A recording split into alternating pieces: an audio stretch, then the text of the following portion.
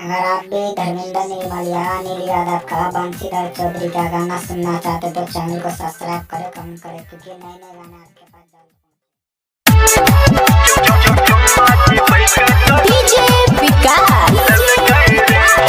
Riga Sitamarhi recording studio की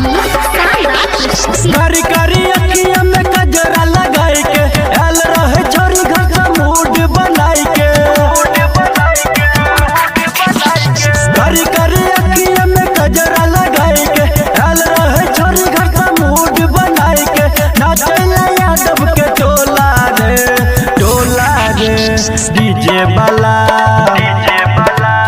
DJ बाला पटल गई रे चुम्मा चिपै के कलल गई रे डीजे बाला पटल गई रे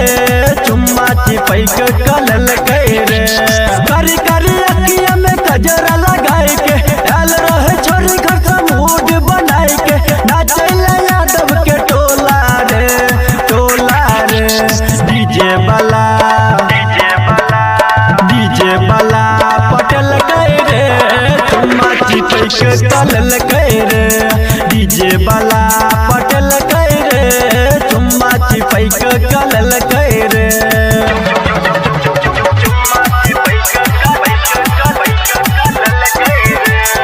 डीजे विकास रीगा सीतामढ़ी अपना पसंद का गाना बजल के डीजे वाला कहीं कबेस बढ़ल के लाजो शरम के पर्दा हटल के केकरो ने छोरी ई बात मानल के अपना पसंद का गाना बजल के डीजे वाला कहीं कबेस बढ़ल के लाजो शरम के पर्दा हटल के केकरो ने छोरी ई बात मानल के कमर से कमर सटा के पतर की कमर से कमर सटा के पतर की डीजे वाला संगे नचले रे डीजे वाला पटल गए रे चुम्मा चिपै के कलल गए रे डीजे वाला पटल गए रे चुम्मा चिपै के कलल गए रे। अभी आप सुन रहे हैं झंझारपुर से डीजे रिकॉर्डिंग स्टूडियो की शानदार प्रस्तुति सीतामढ़ी एक गजब गाल लागे छे देखे मटो ई माल लागे छे देखे ला छोरा समय करे छे डीजे के तार बार बार तोड़े छे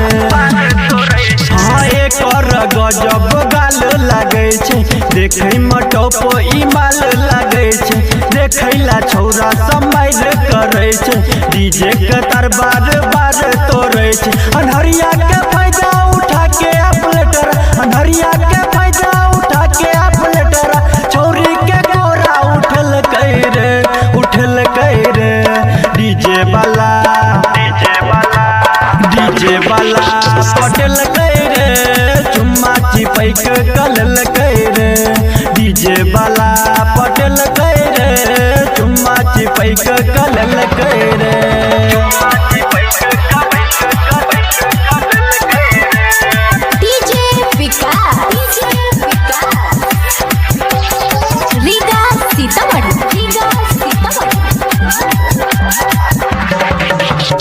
राजू की सुंजी के रहलो ने गेले विनोद दीपक साथ में गेले मनोज मधुबनिया के बात मानल के राइटर राम बाबू संग में नाचल के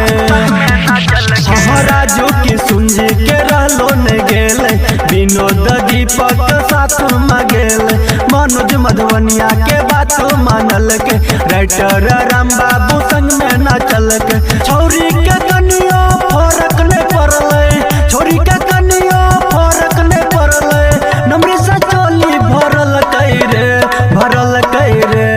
डीजे वाला पटल गई रे चुम्मा चिपै के कलल गई रे